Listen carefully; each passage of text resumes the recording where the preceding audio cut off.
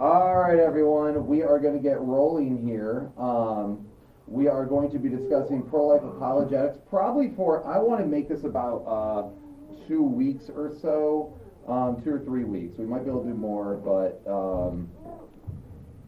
I first wanted to make sure we were just pretty straightforward. But first I wanted to start with a quippy, cute little video that actually does a good job at addressing some of the things we're going to talk about. So hopefully this volume works. Human rights. You may think you've always had yours, but you would be wrong. So how did you get your human rights? From the magical birth canal, of course. Disclaimer, birth canal is not the size of an actual birth canal. Just saying, before the baby or fetus is born, it is not a human being. Clearly. But as it passes through the birth canal, something amazing happens that transforms it into a person. With human rights. Observe. Not a person, not a person, not a person. Coming out the other end, a person! Human rights! Congratulations. You now have value. Can't say the same for this one. So what exactly happens in the birth canal that causes this magical transformation? No one knows. But popular scientific theories include fairies, aliens, or of course, a mini Big Bang. No human rights? Human rights. No human rights? Human rights. Makes sense. Thanks, magical birth canal. Science, logic, magic, human rights. What if it's a C-section?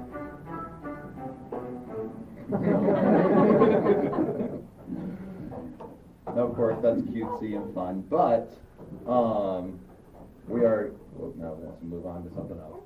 So, a couple things. So that is actually, if you want to support her, it's actually choice for two. Top one there on the sources. Her name's Laura Clausen. I actually was able to interview her about 1.5 years ago. She's Canadian, and what that poor woman goes through is absolutely insane as a Canadian with this. So she has tried to get churches to help with the pro-life cause, but many of them refuse to because they don't want to get involved in politics, is their idea of in Canada. So, of course, they'll have a hard time finding it, but I really hate this Chromecast. I might just start bringing my own, because I have a Chromecast connected to my TV. I'll unplug it on Sundays and plug it in here, because this thing hates me. So, we're going to try it one more time, and if not, then you guys are just going to have to trust me, and I'll just do old school style, and you won't get a presentation, which is cool, because I put it together. Love wasting time. So, couple things up in Canada. I don't know if you know this, but they actually have far more extreme views even than we do here on abortion. And churches up there are extremely, you could say, scared to even get involved in any of this. One of the biggest lies today, yeah, it's not even finding it, so I'm done. We're over it. We're just going to move forward, and I'll teach it like normal. So you guys have to pay attention to me, not a pretty shiny screen, okay? So today we're discussing the pro-life apologetics defending the defenseless. And of course, babies are, the unborn are the most defenseless among us. They literally are. So in places like Canada, churches are scared. They don't want to get involved with politics. I don't want to be involved with politics. In fact, we hear that even here now, like, well, why are Christians and stuff getting involved in politics? Well, they shouldn't be. I'm going to move in the center since we don't have a screen. Well, one of the biggest lies is that it is a political discourse. It's not a political discourse. This is a moral discourse, right? No one would ever say, and I'm going to take it to the extreme because it helps people go, oh, I see what you're saying, but no one would ever say that any Germans who rised up during the Nazi regime were doing something political, right? If something is a moral issue, it's a moral issue. It must be discussed morally. So, now the other thing is that I also want to say I do not buy the lie that Christians don't, Christians are pro-birth, they're not really pro-life, we don't really care about single mothers, we don't really care about children after they're born. That's a narrative that's been going on now, and it's shifting the narrative, but I don't know, and we'll look at statistics in the next couple weeks, but Christians are over twice as likely to adopt, well over twice as likely to be foster parents, and give far more than any other people group, if you include Catholics, to pro-life causes, single mothers, and things like that. So honestly, it's garbage. And I will speak very honestly here when it comes to this topic. This topic I don't mince words with, okay? So I'm really honestly, that's not okay, and I get tired of hearing that even in churches where it's like, well, you know, we just shouldn't forget these people behind. Like we're not. It's a lie that's being stricken down. I joke around and call my house Hotel Hess because we've had so many people that come live with us. Amen. And that's not a problem. It's not bragging. It's just saying, no, I'm one Christian with one house, and I know tons of Christians that do the same. So anyway, it's a lie. It's garbage, and we're not going to listen to it. Okay? And we will address that too statistically in the next upcoming weeks. Also, next week or the week after, I'll have a piece of paper out here, and if you guys want, I'll have you guys write down your email, and I will send one big email with all the sources that I have for you on that. I have a whole spreadsheet of all the abortion statistics across every single state in the United States. We probably covered this more on our podcast than anything else, so I'm very passionate about this topic. So, I am not going to be doing this biblically today, and I know every Christian went, gasp. But it's because one of the things you'll hear people all the time, again, they make a religious accusation, right? They're like, well, you're just a Christian zealot. You're expecting us to obey your religion. And so you only use the Bible to try to lord it over us. And that's garbage, because I don't need the Bible to talk to you guys about whether an unborn person is a life with rights, okay? And so I'm going to demonstrate for that to you guys today. Now, remember when I said at the very beginning of our entire apologetics classes that philosophy is one of the number one key things, period? And Christians would get really weird about philosophy, but then they'll try to argue theologically with you, and you're like, theology is a sub-branch of philosophy. We're all philosophizing. Anything that deals with reality and knowledge and how to interact with it is philosophy, okay? So we're going to defend the lives of the unborn today, but with philosophy. So, first off, I wanted to open up, I was originally going to open up with a psalm, but then I was like, no, I'm going to just continue this the way we can have this conversation with normal people. Because here's the thing, most Christians are pro-life, right? Most Christians are not okay with abortion. Now, you do run into the few. We had a 3-hour conversation with a pretty big, progressive, California Christian, pro-choice lady named Brenda from, her channel is called God is Gray. That very name should tell you what you're dealing with. So, but what happens with this is that Christians get too sidetracked, and I've seen Christians do it. They flounder. We're not staying laser focused enough in these conversations on the pro-life issue. So let's start off instead with a Bible verse. We're going to keep this exactly how you talk with someone secularly. Because even though I have used the pro-life discussion to bring it to Jesus, our whole point here should be, is it a life, is it not, how do we protect it? Right? And I got to convince other people that this is a life, because there's lies. So, Constitution of Independence. We'll start off with a quote from that. And you guys should be very familiar with this as Americans. We hold these truths to be self-evident, that all men are created equal, that they are endowed by their Creator with certain inalienable rights, that among these are life, liberty, and the pursuit of happiness. Right? The number one there is, of course, the right to life. In other words, you should be able to live. That's why there's that whole ministry and nonprofit called Right to Life. Okay, so let's talk about the right to life for a minute here. So too many times people want to again make this conversation about tragedies, right? Okay, well we're talking about pro-life, and then they're going to go instantly bring up rape and incest, right? Every single time. Well, we're not talking about tragedies right now. We will address those arguments and those discussions as this goes on in the next couple of weeks. Because I think it's, like I said, about 3 weeks is what I'm probably assuming is going to be. So the real question is not tragedies and all that. The question comes down to, is this a life? That's the question that needs to be answered. Is this a life? Because if it's a life, it has all the same inalienable rights in our country as all of us, right?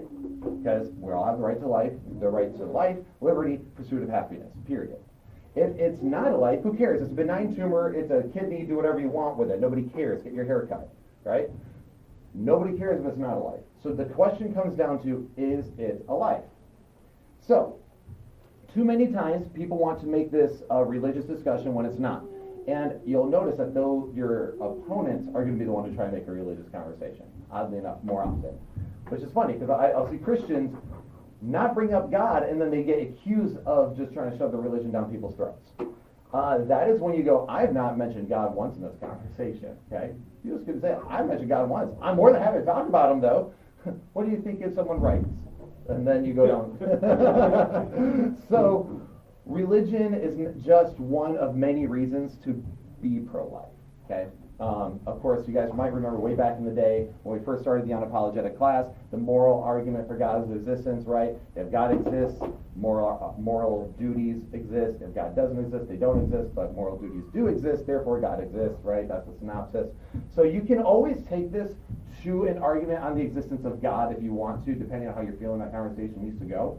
But I would recommend you always staying focused on the life part, okay? So today we'll be arguing philosophically, not religiously. So this is where I was kind of hoping my this PowerPoint would work, because I had things underlined here so you guys could see it. But I'm just going to define my terms, okay? So you'll hear this term. It's not a baby, it's a fetus, right? It's not a baby, it's a fetus.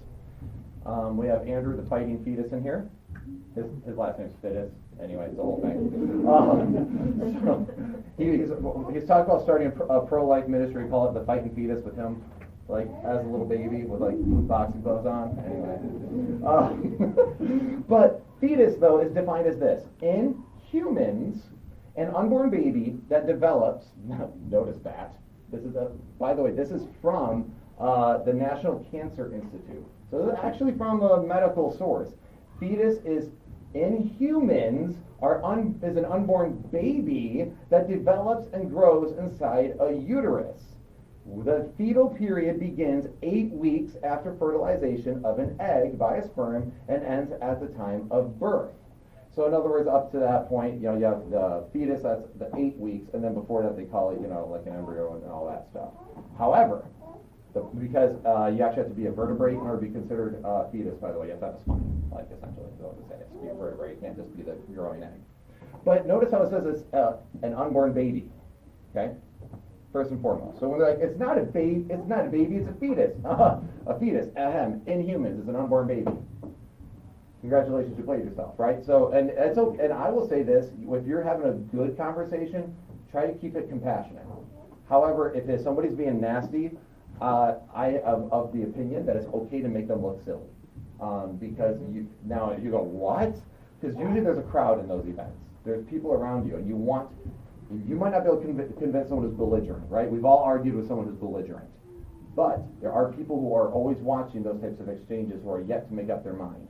I have been messaged by people who are like, I was on the fence and then I read that thread, or I heard you talking to that person, and they were really nasty, but what you said actually really made sense. It actually changed my mind. My other best friend, Brian, he taught a while ago on canonicity here. I'm not sure you guys remember that. He taught on how we got the books of the Bible. Brian's son was born at 25 weeks, okay? That was abortion age. Brian was pro-choice up until this point. But then once he held his baby at 25 weeks, he realized he had been horribly wrong, because he got a slap of reality, okay? So, now, a fetus in humans is an unborn baby. Now, a baby is defined as a very young child, likely just recently born, okay? And then if someone is pregnant, it means to be containing a developing embryo, fetus, or unborn offspring within the body. And then if we define abortion is defined as the deliberate termination of a human pregnancy, most often performed during the first 28 weeks of pregnancy. I just told you my friend, his son was born at 25 weeks, and he's now about ready to celebrate his 12th birthday. Let that sink in, that was legal abortion age. Okay? My daughter was born 2 months early. And it's that weird moment when you're holding them and you're like, oh my gosh, this is legal to kill them at some places. And if we look at how they do it, it's not awesome.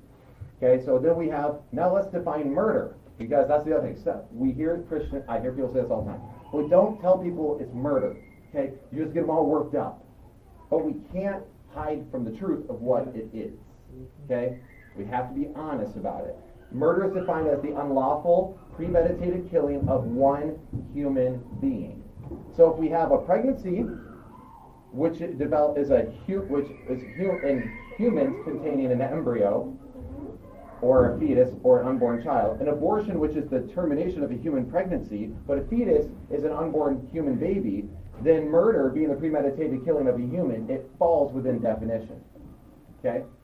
So that is why, and this is why you have to be, I encourage you guys to study this stuff, know your stuff, so that way you can have that conversation, be very specific with them. Because what oftentimes happens on the pro-choice conversation is that a lot of people are deceived. Period. Not everyone's vindictive, evil, wanting to kill babies. Okay? Some people literally do not think that baby is conscious at all, has any feeling at all. They actually do literally believe the lie that's a clump of cells. They lie, they believe a lie. Okay? Even at, it's very well known at Planned Parenthoods, they will not, if they're in there for an inspection, they will not show the screen to women who are in there to be looked at, and they encourage them to have an abortion because they know if they see it, then they go, oh, that's a baby. That's my baby, right? So people are deceived, but like I said, once in a while you do run into someone who's vicious, and that's okay, because that is when I say all the time, meet the tone. If they're escalating, just always make sure you're right behind them in tone, okay? Don't go over the top from them, because then you look foolish. But it's okay to meet intensity, and we actually see that quite a bit in Scripture, even like Paul does that. So now let's define a person, okay? What is a person? A person is a human being regarded as an individual. Notice the continual human being, human offspring. There's a continual is a human. It's a human. It's a human. Okay, and what is a right? A right is a legal entitlement possessed by an individual. So if a person is a human being regarded as an individual, then a right is something that's possessed by an individual, right? Wouldn't you make the argument that rights are actually recognized and not granted? Right, well, exactly, they're non-granted, but that's why a right is a legal entitlement. That's what we would consider like it lawfully. Brandon? We also deal with a culture now that's trying to redefine words, definitions. Mm-hmm. So how do you encounter those arguments when they're like, well, that's just your definition of a person, or this, or that? Then that's when you hit them with what is truth. Someone's got to be right and wrong with this, and that's when you just call out the postmodernism for what it is, where you just go, here's the thing, you're changing words every single day and what they mean. That's why there's that whole documentary now called What is a Woman, because of the transgender issues. Just go, so words mean nothing. That's what you're saying. Words mean nothing. I'm saying words mean something, and I'm using the traditional understood words. You can't just redefine an entire language and expect everyone to go along with it. However, you can still get them spun out pretty quickly, because, okay, let's say they deny your, because we're already getting this. Now, let's say they deny your definitions. Cool. Then we can keep moving on that, because you can still get them in a corner on this. So the question is it a person? What defines a person? That's a good question. What defines a person? Right? Let me ask you, how would you define a person? It's kind of a tough question, right? Because you're just going, it's obvious. It's a human being in front of me, right? It's their own human being. That's a person. That's personhood. So, but here's the problem. Is it when someone starts breathing? Is it when they're able to be independent? Is it at the moment of birth, like the magical birth canal showed? Is it given to you by someone else? And when exactly does someone have personhood? So the only consistent line that you can draw philosophically, period, is at conception. There's no other way for you to define it, and we're going to go through that. Because despite all other data, there is solid arguments that are really a force to be reckoned with, to deal with how we define personhood. So I'm going to equip you guys with a singular argument today for pro-life issues, okay? So we can discuss other tragic topics like rape and incest and things like that later on, or even life of the mother, because we will address that, okay? And we will also talk about it biblically too, to some degree, okay? I'm going to obviously show you some of the text, because some pro-choice people use parts from, I think, Numbers 14 and Exodus 21, if memory serves. They'll try to use a couple spots there to twist it around, and I'll set the record straight for y'all, so that way you guys know. All right? But we're not doing that today. So we can discuss these later. But consider, though, that all throughout human history, whenever we have robbed someone of their personhood, we said someone is not a person, all that has ever followed is destruction and mass murder. Every single time, right? We all know that the popular argument for a lot of things nowadays, which is the antebellum slavery of the South. Well, that's because we said they were less than a person. They were less than us, right? Then we have the Holocaust, which is horrible, right? But that's because, what did Hitler say in the Nazi regime? They weren't people. They were less than. Then we get into Nanking. I'm not sure if you guys ever know what Japan did to China in Nanking. It's kind of another thing in the 1940s that people tend to not really know because they're so focused on the Holocaust. But they actually literally call this event the Rape of Nanking. And so many people, so many Chinese died during that time because the Japanese were raised as young men that the Chinese were dogs, and one day we're going to destroy them. They're not people. So, and that there's horrific stories. So now the big question is, when is personhood granted? So what we have here is a SLED test. That's what we call it, the SLED test. So we have SLED. It's a little acronym to help you remember it. Has nothing to do with anything procreative, which would have been nice because it would have been easier to remember. But I don't know. SLED. Well, let's make it work. So SLED is, of course, size, level of development, environment, and dependency. I'm telling you guys, if you know how to ask the right questions in a pro-choice, pro-life discussion, this here will primarily be what your conversation is about, and not only will help you win a discussion, but it'll help win people over. I have had conversations with people who are pro-choice, and after it's walking them through something like this, it spins the head around. Because a lot of people are pro-choice because it's the popular thing to do. Again, they're ignorant and they're deceived. They're not stupid, they're just uninformed. Okay? I want you guys to primarily go into these conversations going, probably misinformed, probably hasn't thought about this much. In fact, I have a friend of mine, David Paulman, I think he's going to be here next week. He has a friend of his named Brandon. Hey, dude, if you watch online. And he was originally pro-choice. And it was funny because as I started to, he was like, David was like, you need to talk to Will about this. You need to talk to Will about this. Finally, he slides over into my text messages like, all right, David told me to talk to you about this. I'm pro-choice. Changed my mind. I was like, okay. And I just started like laying a bunch of the stuff out, and he goes, okay, I haven't thought about this very deeply. I'll get back with you. I'm like, okay, cool. Like, that's honesty. That's good. So let's go ahead and go through it. So one of the number one objections you're going to hear is something like this. And tell me if you, let's actually do this. I'm going to say the objection, and you raise your hand if you've heard something like this before. Ahem. Look at it. How could something so tiny even be a human? How many of you guys have heard that? Yep. Okay. So then you hit them with S on the SLED test, size. So your answer should be this, or something along this line. Of course, unborn babies are smaller than adult humans. You show the obvious. You kind of make it, again, you make it look silly because it is, right? How can something so small be a human? Well, then your first response should be calling it out. Of course, unborn babies are smaller than adult humans, but toddlers are also smaller than teenagers. So does that make someone less of a person? Their size. And then when you ask them, they're like, whoa, no, and then they'll shift almost every time because now they're trying to defend their position, okay? And that's not bad fully, okay? You want them to start shifting because you want to knock down the argument so that way you can break the cognitive dissonance in their mind, okay? Because that's what happens. Well, if you have an opinion, how many of you guys have ever had an opinion, had somebody tell you a contrary view, but they were right? And you, after thinking about it, you realize they were right. Yes, it's the worst feeling ever. Because you're like, I like to be right.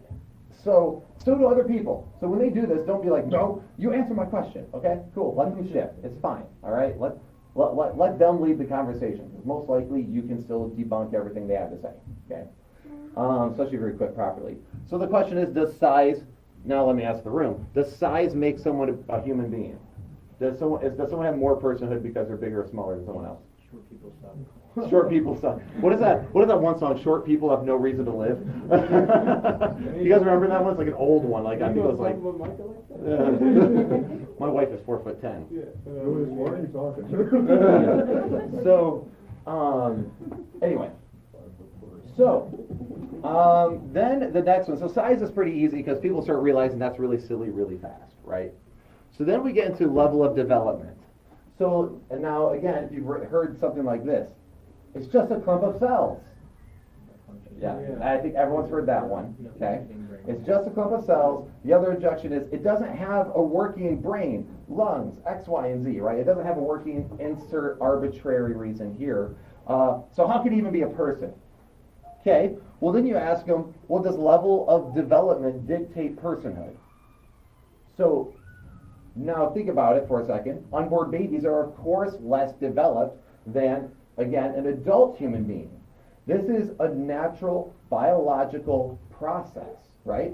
This isn't something that's like, oh, well, whoops, this one didn't come out right. You know, this is literally the natural, if you leave that child alone, it will develop, right?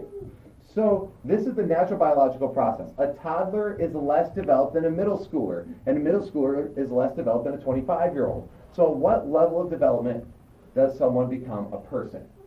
And that's a great question to ask them. Okay, great. So you show all the different levels. You go, at what point is someone a person? And they have a real hard time answering that because there is no consistent line to say when someone's a person without making someone else not a person, right? For example, they're like, well, I think it's if someone has a working brain, their brain is working, then that's when they're a person. Then, of course, we all know that brains are working sooner in the womb, actually, than birth, right? But you could just hit them with like, okay, great. What about people in comas, or people who are like vegetables? You could say, are they not people? So if they're not a person, guys, walk to someone up in a coma, take a knife and shove it in their chest, and I did not just commit murder. Right, yeah, and that's called euthanasia, by the way. That's an argument for that, right? That somebody brain, and then also you have to ask what level of brain development, right? Because there's different people with different intellectual levels, right? And some of us are stupid, all right? So what level of brain development is going to be okay to kill? Well, like kids that have like mental disorders and stuff right. like that. Well, then it's also, okay, to bring up Brian again, his son, Braden, born at 25 weeks, he has what they would say special needs, right? And, okay, so is he not a person? Is he not a person enough? And then, or you're saying this, if you're saying it's brain, I want you guys to make sure you point this out too when you have those conversations. We're saying then that person who has a brain development issue is less of a person. They have less value. And especially in a world today that's so obsessed with social justice, that is a great tool to use. Like, so these people, the broken, the marginalized, the few, you're going to say that these people are less of a people? Well, no, I'm not saying that. Okay, then can we stop making the level of development argument? That's not okay. So you can play even on their own heartstrings, because usually people who are pro-choice tend to also be more politically and socially on the left, meaning that they're really big into like minorities and they're kind of obsessed with that little group. You can use that against them. I'm not even kidding. It's kind of fun. But anyway, it is fun. Honestly, guys, if you don't learn to have fun with this, you'll just get angry. I'm just going to tell you that right now. So it's better just at least have a little fun with it. Otherwise, if you're like me, you'll just get so angry because I dealt with so many crazy things. So now the next thing you'll hear is, well, I think when the baby is born, the magical birth canal argument, right? So when the child is born, then it's a person. Because it's no longer within the mother, therefore it's the mother's my body, my choice, that whole idea, right? My body, my choice. So once the baby is born, then it's its own individual with its own human rights. Okay? Then the question is, does environment change personhood? And again, they're usually not ready for that kind of a response. Actually, I've seen that one actually throw them off because they don't quite realize the implications. Because the unborn is, of course, located in a different environment than the rest of us, but it's just a different environment. That's it, right? So it's inside the womb or outside the womb, the child is still scientifically the very same person, right? A person on an island is still just as much of a person as one in Antarctica, or the one scuba diving, or the one on the moon. Does the environment really dictate personhood? Think about that. No. Like, is a baby born in Namibia less valuable than a baby born outside the Mayo Clinic? Right. Exactly. So. Because a premature baby outside the Mayo Clinic is high probability of survival, right? Whereas in Namibia, probably not as high. Exactly. To make it less of a person. Right. Exactly. Brandon. Well, the arguments I've also heard is, well, would you want them to be born in poverty and suffering their entire life, kind of thing? Okay. And then. Obviously, that one's pretty broad because you're saying poor people have less value than those who are better off. Oh yeah, I have a whole rant that you'll probably will hear in the next week or two. You might hear it today because you brought it up. I don't know. I have a whole rant on that because it's true. They will bring up like poverty and suffering and stuff like that. So then they basically make the case for mercy killing, essentially. But so first off, with the environment conversation, you just got to point out that, like, so for example, my daughter was C-section. It was an emergency C-section, 2 months early. It was supposed to be a standard checkup, and it turned out to be, congratulations, your child's been born. So they pulled her like within 8 minutes. Like I'm talking from removing my wife from the room to baby born, 8 minutes. I mean, it's like an escape hatch anymore, just like a bam, and there it is.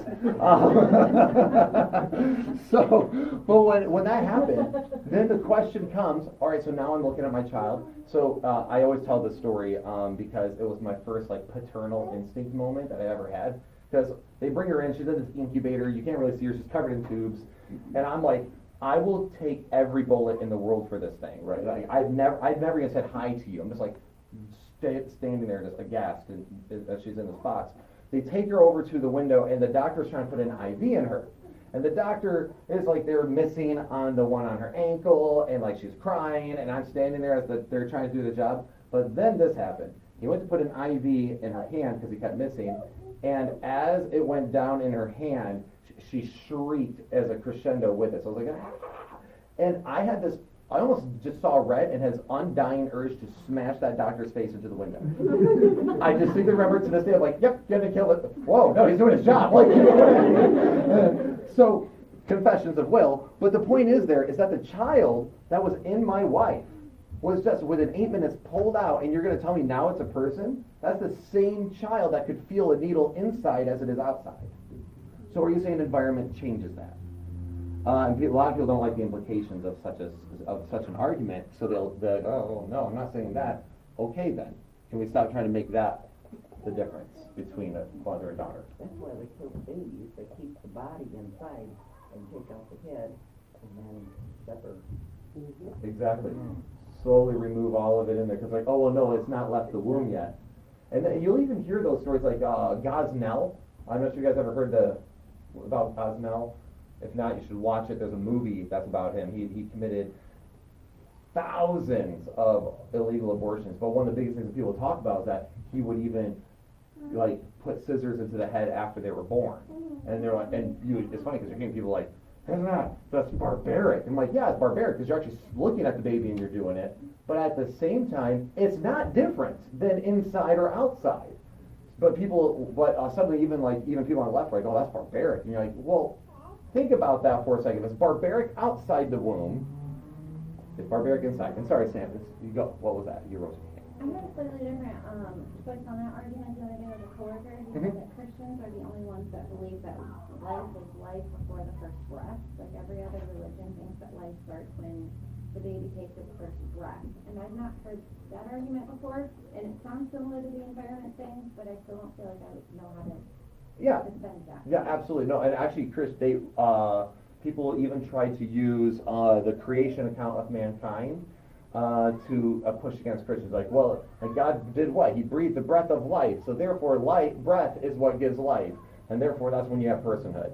And then you're not talking about like the birth male versus like C-section babies. Like it's whenever they take a breath, however they come out. Right. So actually, I would, as opposed to environment, I'd go back to level of development argument because there's still oxygen exchange taking place in the unborn. So you go, well, no, there's still oxygen being taken. It's just done through the umbilical cord. It's still breathing. It's breathing, but inside.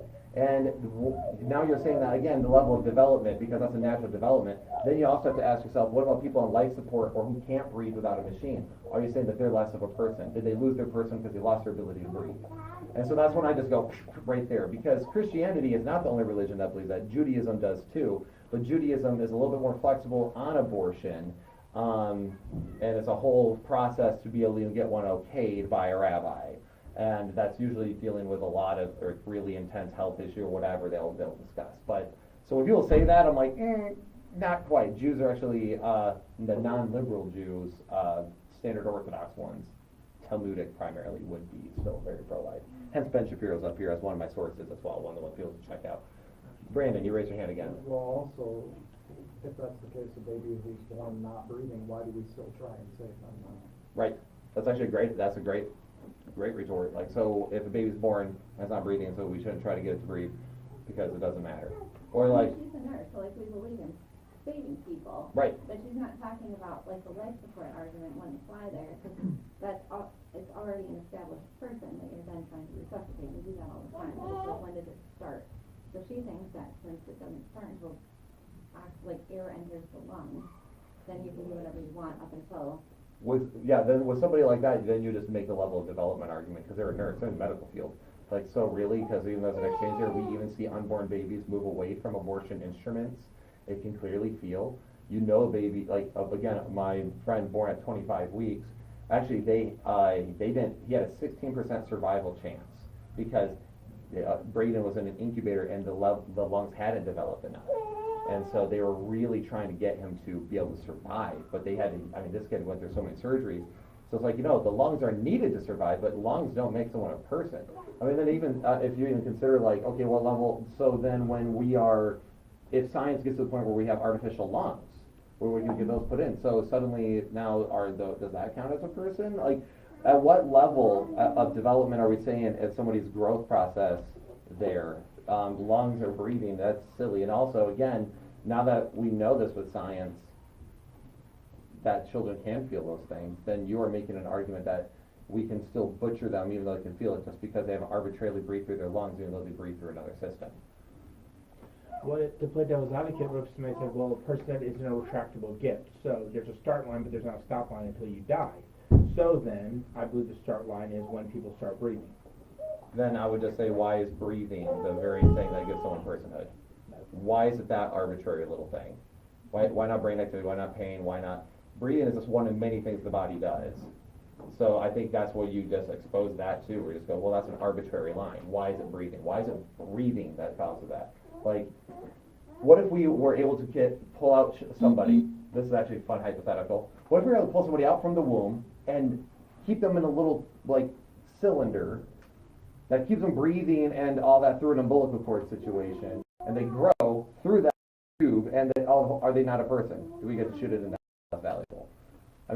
You create another hypothetical. Okay, great, we move it from the womb and it grows and it's in this whole little tube for 20 years. Because a full 20-year-old person lives and breathes through this tube. And it never breathes through its lungs, is it not a person?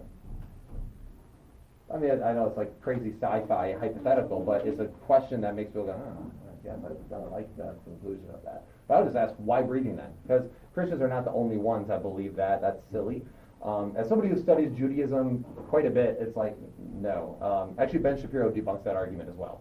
Recently he put out a video on discussing how the process works. Well, Christian and Jew, they're basically the same. Pretty close, right? Yeah, we're pretty close in a lot of our views on this stuff. Judaism is Christians, yeah. So, again, we're saying development is silly. So, because again, there's nothing scientifically different from inside or outside the womb besides breathing through lungs as opposed to umbilical cord.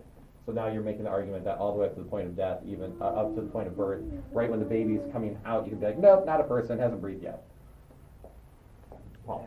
In that situation with that argument, that goes back to what you were saying, that they're bringing religion into it when you're speaking not even religious. Right, I'm just straight philosophically, right, exactly. So I was like, well, I'm not even talking about the Christian or Jewish view, and I would try to get that, like, I'm not even trying to make this a religious argument, right? Like, I'm just trying to get you guys to draw a consistent line of what is a person, and is breathing what is breathing, why is breathing that which dictates personhood? That gets a little ridiculous. So environment doesn't work, right? So it doesn't matter if you're inside or outside, the same child, no matter what. One might be breathing through the lungs, one might be breathing through an umbilical cord, but that's about the only difference you're going to have, right? But it's still the same lungs, right? Still the same everything there. So, yeah. Anyway, now let's talk about dependency. This is my favorite argument. This is actually the one I hear the most common. Well, until the child is unable to survive outside of the mother, it is the mother's body, therefore the mother's choice, right? That is the one you'll hear. Dependency. If it's dependent, it's not. So, the problem is with this is that the unborn are absolutely dependent on the mother.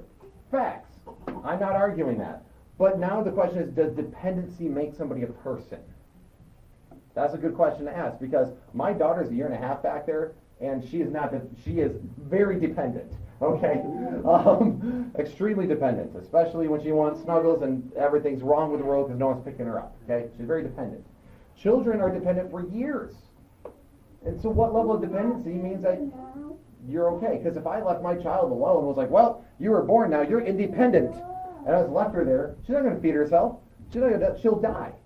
She's dependent on me, period. Also, you're going to notice that most of these are all ways to try to say someone's not a person, right? Not only that, but it's a way, they're weird arbitrary lines that people will draw, and they try to basically dehumanize. That's what all this comes down to. They're trying to dehumanize the child, and that's what this argument is trying to expose, right? You're trying to dehumanize the child. So then you also ask, as far as dependency, aren't babies and toddlers still dependent on their mothers? And aren't there many people who are dependent on other people? People with special needs, people with health issues. I know many people who are nursing their mothers or their fathers all the way to the point of death, right? So they eventually will pass. My mother-in-law, she passed away. She was in hospice, and for months we saw her slowly decay. My wife helped take care of her. Does that mean that because my mother-in-law was dependent on others that she's not a person? So what level of dependency are we talking about here, right? So of course they're dependent on the mother. So now so that's the basic sled test. This is going to be your basic argument that you can attack with anyone, right? You can have this discussion because these are usually the topics that come up. You might hear something like a long argument, and then you have to adapt. But I mean, I like Nico's like, that's the one right there. I mean, a great question to ask is, okay, so during birth, as soon as you see the head crown, right, when there's crowning, can I just take scissors and right there end it? I mean, that makes everyone cringe in here. Like, but it hasn't breathed out. That makes you uncomfortable? Because you know as well as I do that breathing and lung capacity is not the only thing that dictates personhood. Usually you're going to hear a combination of environment and dependency. So you're going to say, they're independent, but they're still in my body. You're going to hear a combination of both those guys. Right. So, but this helps you, you see how this can help you isolate actually an argument a little bit. Okay, you're saying this. What about if we draw that line consistently across all people? Oh, so that means we're dehumanizing other people? Okay, then we have to know that that's a bad way to measure. That's all you're doing, is you're just saying, so if you're saying this is personhood here, right? And this is the unborn here, and you go, okay, size? Well, if I draw that line consistently, oh, that's a person, that's an adult human being. Well, what about level of development? Oh, well, if I draw that consistently, that also impacts an adult, a fully grown human being. You know what I mean? And so no matter what, you're just drawing a line consistently across. And that is where, and it messes up our postmodern society, because our whole postmodern society is that, there is no truth, right? There's no truth. It doesn't affect me. Logic doesn't matter. That's your truth, not my truth. But all you're doing is trying to get them to specifically answer this. In fact, I actually asked a rather progressive person recently who was kind of harassing my Twitter account, and I just asked about this, and I was like, well, when is it a person? What grants person? They're like, see, that's the problem with you Christians. You guys just think that you know all this stuff. I don't know. Why don't you ask a biologist? I'm like, I have asked biologists, and either they give me the same rigmarole you give me, or I have honest ones who say the only consistent line is conception. So, but that's of course an appeal to authority, because you will hear that too. Well, I don't know, ask a doctor. I have asked doctors, and there's actually a lot of pro-life doctors. There's also a lot who are not. And also that's an appeal to authority. Does somebody having a medical degree suddenly mean that they're an expert in personhood? Just exposing it right there, right? So let's expound on this a little bit. So the sled test can result in a lot of cognitive dissonance with people from your opposition, and even result in emotional outrage. Be warned, okay? You might get somebody who gets very upset when you start using this sort of argument against them. Because again, they don't want to be wrong. It's okay, stay cool, but if this person's being really toxic and whatnot, like I said, it's okay to get a little cheeky and make it look a little silly, because your whole thing is that you want to expose lies. Expose lies with truth. Okay? That's got to be the goal at the end. You're trying to expose lies with truth and save unborn kids. That's what you're doing. Okay? Which is why, we have to make it, if a young lady messes up and she sleeps with a boy and he abandons her and she gets pregnant, why Christians need to come around and support her, not shame her, because she probably already knows at that point she messed up. You're rubbing her nose in, it's not going to help, right? So just coming around and supporting one another. But That's because really what the sled test does, it exposes that the pro-choice arguments are seeking to rob someone of their personhood in order to justify their desire for abortion, and it reveals that it is unjust discrimination on a particular people group, which is the unborn. Okay? So either they're too small, or they're not developed enough, or they're the wrong place at the wrong time, or just not independent enough. Consider how arbitrary those categories are, right? Well, it's not big enough, not small enough. Oh, that's what it is. Oh, they're the wrong place. You know, just independent enough. Not. Those are all arbitrary, and all other categories are arbitrary too. So, why brain activity? Why breathing on your own? Why outside the womb? If so many people have to give varying answers, because that's the thing, none of them can give you like you ask different ones, and they all give you different answers. If no one can give you a solid answer every single time, then the simple question of personhood, which is the very core of what we're discussing here, then perhaps the answer is much simpler, and we follow Occam's razor, and we just say that people are people at conception. I keep thinking that at conception, an egg and a sperm, are together. If a cat, sperm, and egg are together, they will never become a person. Right. So you start at conception, and you'll always get the same end that is a person. I'm glad you brought that up, because actually you're absolutely correct. Because you're absolutely right. Because what ends up happening is if you have this egg here, right? This is your egg. Now what if you took that egg at the moment of conception, like the moment sperm meets egg, and you pulled that out and you did a DNA test, what would the DNA test tell you? Human, right? Oh, that's a human. That's human.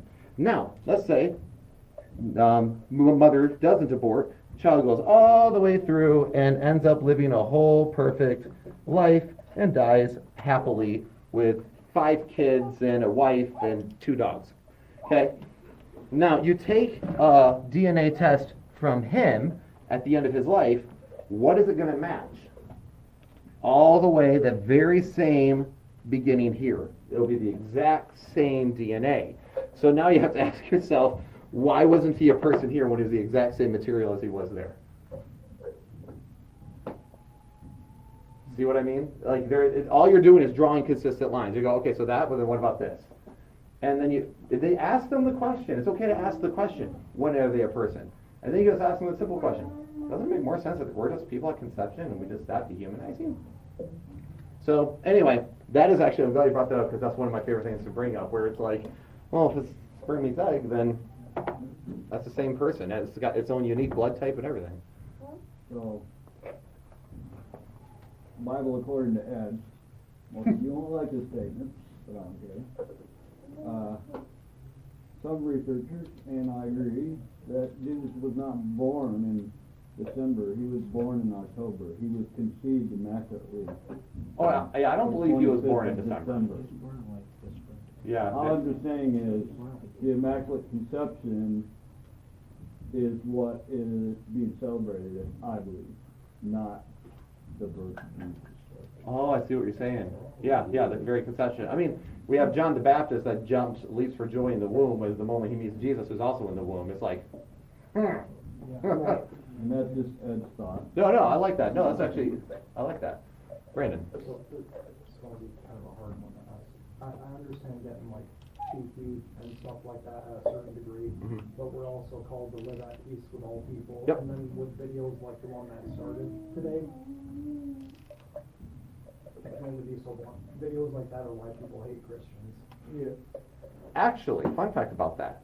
So the video like that has been extremely successsul. Really? The reason why Laura Clausen has done those, if you actually see that they're like got millions of views and a lot of people, because what it is in our culture, one, our people have less and less time, not time management, but like attention to anything. Attention span, thank you. I was like, what's the word?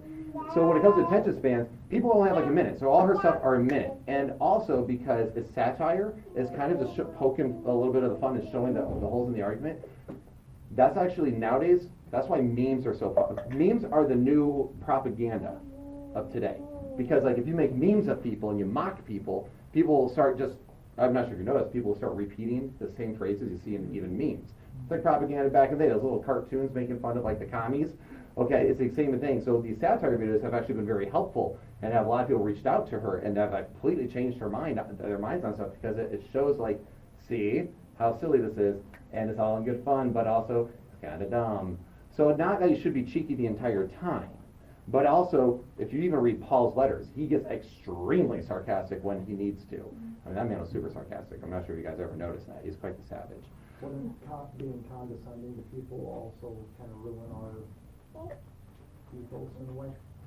That's why I say if you want to, I mean, you can keep, because if you're more of a peacemaker type, that's cool. I'm more comfortable in a heated battle, so I think that's also personality difference. You can be heated, but also be heated without being condescending. Yeah, but at some point it is okay, because what that sort of thing does is it exposes the silly, right? And then it can actually change. So we had a girl, Brandy, she was up here actually, and it got kind of that way for a little bit, where she got that way with us, and we kind of showed her that way. Completely changed her mind. She actually got married this weekend to a Christian guy now, completely changed her life around. But the first thing we discussed was pro-life. And we went round and round with that. And so that's why it's like time and place, and also know your audience. Certain people that's not a good tactic with. It's just not. So you have to try to read the temperature of your room. Yeah, I mean, like some people who are cynical, they would just call you out for being too earnest, right? Right. Like, oh, you bleeding heart, sort of thing. Why do you care? Right. And so you need to call that out. Right. John. I was just going to say, it's kind of the idea of making sure you have multiple tools in your toolbox. Correct. If all you have is the hammer, and that's the only tool you use, you're not going to reach everybody. But right. If all you have is the little feather duster or whatever, that's not going to build a house. Right. So you need to have all the different tools in the toolbox, because there are people who need to have that in your face, upfront thing.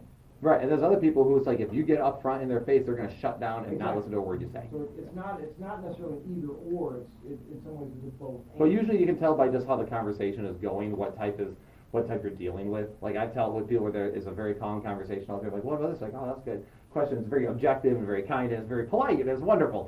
And then there's the other people who are like, well, and then they get all up in your face. Well, then those are the ones that you want to be like, all right, verbal correction. I'm going to make this, you look silly here. But not because I'm prideful, but because of the approach you're taking. The arrogance here needs a little bit of a humbling, okay? And you'll notice that Jesus does the same thing. If you notice when people get really accusatory toward him, he came in hot and heavy. But when people were just like talking to him like Nicodemus, suddenly super polite. And it's actually like a standard ethos in how that works. That's why there are certain debates that are fun to watch. Like Ben Shapiro does a lot of debates with people, like even on university campuses, and it's funny because you can tell when he's having a conversation with somebody that's kind, and then when somebody gets up there and starts getting a little bit more cranky with them, he'll flip it on. And then everyone's like, ooh, that person just got crushed. Because, again, this is actually real. Pro-life is one of the easiest things for a Christian to defend, period, because it's just got there's so many angles you can attack it from. So does that help a little bit? Have a little bit of, yeah. I know you're definitely more on the agreeable spectrum. So you're like, well, look, man, I don't want to cause war. I just want to have a conversation. And I'm definitely the guy who's always like, let's go. There are willing to die on, but it's also like, at what point am I helping or hindering the argument? Certainly. Absolutely. And that's why I said, but don't shy away. So like, you don't have to be a jerk. Like, you're committing murder, you psychopath. Like, don't do that. Like, I don't need to do that if you're being like bodacious. Don't do that. But you could call it murder. Like, well, no, this is murder. Well, why? Because this is how these things are defined. Let's talk about personhood and just bring it right there. So, no matter what, I'm just saying, do not shy away from that conversation. And if they get escalate to a certain point, it's okay to slap it down.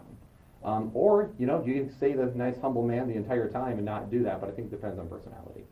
So whether you're like a Peter or a Simon. And there are, of course, many different ways to do that. Exactly. So I think it depends on your personality. So, all right, cool. Any thoughts or comments? I know we've gone over now. This was a very popular one. Along with our previous conversation, Paul said, I've become all things to all people in order that I might save some. Mm-hmm. So there is biblical precedent for that. And you see in Acts 17, he reasons with them, so he's working with them and through it. But then you also see other parts where Paul's like, all right, listen up. I'm done with all of this. And he just kind of lights the ground on fire. So just know What? You don't know your body, the temple of the Holy Ghost? Idiot. Well, it's like that's why when you're reading, I have his letters. It's like, oh, he waxes eloquent, and then suddenly he's like, and you, stupid. Makes me feel warm and fuzzy. But what we're going to do next week is I'm going to look at we're going to look at a lot of data on this, and then I'm going to do a week where I'll hopefully respond to the 20 some odd most popular arguments for abortion, and we'll just look at each one. So, cool.